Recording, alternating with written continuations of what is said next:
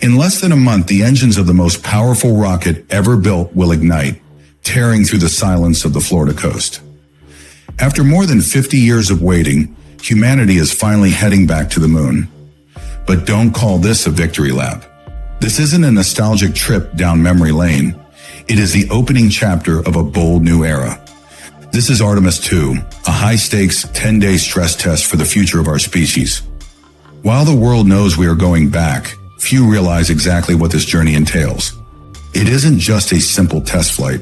It is a mission to prove that we can live, navigate, and survive in the deep space void between worlds.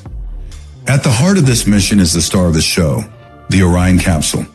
At first glance, she looks like a larger version of the Apollo modules that carried our grandfathers. But under the hood, Orion is a modern marvel. Wrapped in 1,300 heat-resistant tiles borrowed from the space shuttle and forged from a lightweight, high-strength aluminum alloy, Orion is designed to be a fortress. Inside, space is a luxury, with 330 cubic feet of room, about 60% more than Apollo. The crew of 4 will have roughly the cargo area of a delivery van to share for 10 days. And for those wondering about the practicalities of making history, NASA has finally overhauled the bathroom. Gone are the messy hoses and sticky bags of the 1960s. Orion features a high-tech vacuum toilet officially called the Universal Waste Management System. Because even when you're venturing into the unknown, dignity and hygiene matter. To punch this fortress through Earth's gravity, NASA is utilizing the Space Launch System, or SLS, generating a staggering 4 million kilograms of thrust, 450 metric tons more than the legendary Saturn V. The SLS is a beast of a machine.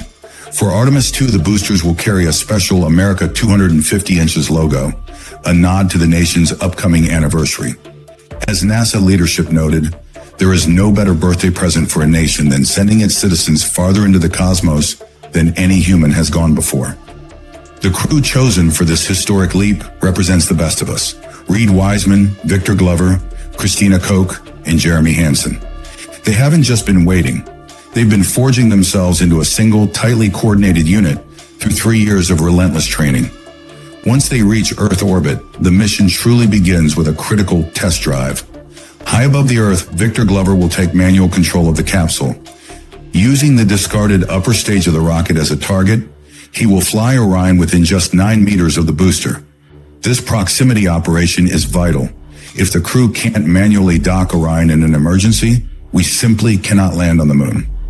The true climax of the journey occurs 4 days in, when the crew reaches the far side of the moon. For 3 hours, they will be the closest humans to the lunar surface in over half a century. Using geology training provided by NASA experts, they will study craters and peaks that no human eye has seen directly since 1972. But there is a moment of profound tension. For 45 minutes, as they pass behind the lunar bulk, all communication with Earth will be severed. No radio, no mission control, just 4 humans, a metal hull, and the silent, cratered landscape of the lunar far side. During the uncrewed Artemis I flight, NASA discovered a terrifying flaw. The heat shield's protective AVCOAT coating cracked and chipped away during the high speed of re-entry. NASA has spent months redesigning the re-entry profile to ensure this doesn't happen with a crew on board.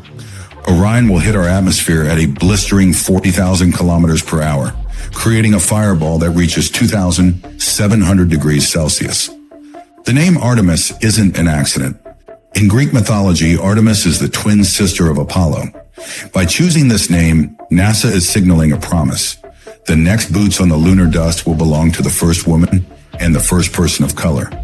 Artemis II is the bridge. It is the proof that we can leave, survive, and return. We aren't just going back for a footprint and a flag. We are going back to stay. The moon is the stepping stone. Mars is the goal. And the countdown has already begun.